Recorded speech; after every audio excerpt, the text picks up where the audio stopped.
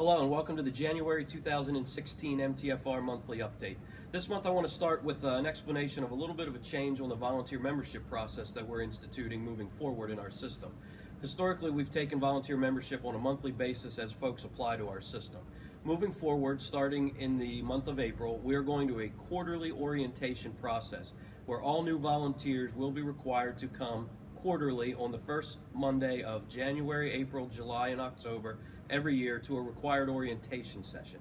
At this session, we will review with all applicants whether they are applying to be junior firefighters, duty crew, admin, auxiliary, live-ins, whatever their role is going to be here. They will all be required to come to that orientation session.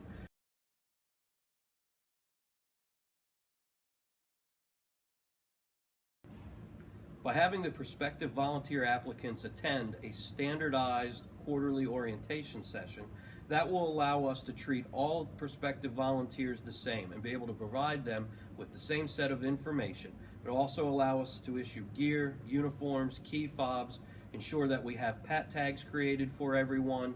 Rookie books will be issued by Captain Bezick.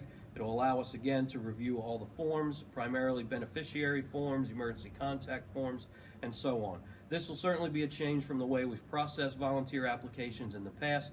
However, we've been working on this program for quite some time, and we feel that this is now the point in time where we should implement this process in our system. So again, we are hopeful that that will streamline the volunteer application process, and it will allow us, again, to reach out to these prospective volunteers and standardize what we're doing with them across the board, again, hopefully turning out a better volunteer applicant into our system. Again, that process will begin here in 2016. The first quarterly orientation session will take place the first Monday evening of April, and we'll move on from there. Any questions on that, please feel free to reach out to us, and we will be putting some written information out on that in every station so that all of our volunteers know what the process is for future volunteers, and hopefully we'll be able to attend and give us a hand that night and meet the new volunteer applicants that are coming in. A couple fleet notes for this month. Rescue 201 is getting ready to go for service and state inspection, so that'll be out of the fleet for a day or two. Squad 207 has just returned from maintenance where we had a tire rotation done. We had some folks at 207 reporting a shake or a shimmy in the front end of that vehicle, so hopefully we've taken care of that. I would ask those folks that are driver operators on that unit, if we still have that issue, to please report that to us. Also, just a reminder for cold weather operations, all the pumps on the structural apparatus are still drained, so please plan accordingly. An operational note for this month, traffic preemption for our driver operators. That system is now operational at Manheim Pike and Loush Lane. Moving forward in 2016, Public Works will be bidding out for Manheim Pike at Granite Run to have preemption added to that signalized intersection, so we'll look for that later this summer. Quite a few training notes for this month. First of all, specific to our folks at Station 207. Captain Bezick is now the assigned training officer as well for that station, with some officer changes that have taken place there for 2016. He will now be the sole training officer there, so any training needs that you have will need to go through Captain Bezick. In order to do so, he hasn't put a training board up in the lounge at Station 207. So that training board and all the information that the volunteers need in that station now mirrors what are in our other two stations.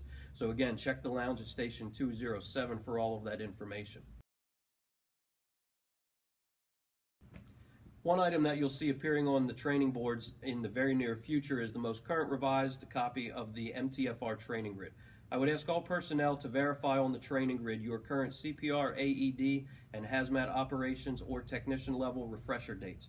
As a reminder, those two courses must be current in order to ride in the MTFR system. If you are missing a CPR, AED refresher date and your card is no longer valid, I would ask you to check with Captain Bezick as soon as possible. There are CPR, AED classes being scheduled in the very near future. Our hazmat operations classes, we are on our regular yearly cycle to offer those refreshers. So there are 2 Monday nights scheduled at Station 204 in February and 2 Monday nights scheduled at Station 207 in March for our annual refreshers. If you are anywhere close to that February or March window for a refresher, we would ask that you sign up for one of those two and get that refresher taken care of here in MTFR so that we don't have to send you somewhere else. For our folks that are hazmat technicians, we are still on our April schedule, so the first 2 Mondays in April will be our hazmat technician level refresher. Also, some other notes on training. Our structural burn session has been confirmed for the last Saturday of April. That will be at the Westchester Class A burn facility this year. More information on that will be coming out from Captain Bezick, but I would ask for your advanced planning purposes to put that on your calendar for the last Saturday of April.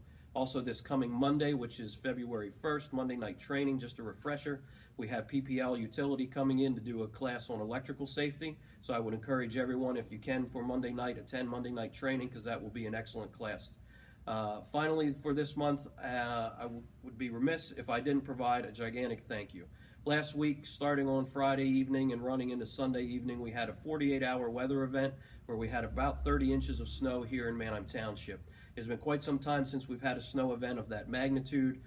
We ran about 20 calls in that 48-hour period, 2 working fires at the same time Friday night. And again, I would be absolutely remiss if I didn't pass on my thanks to our volunteer staff and the career staff that made it into work in that time period.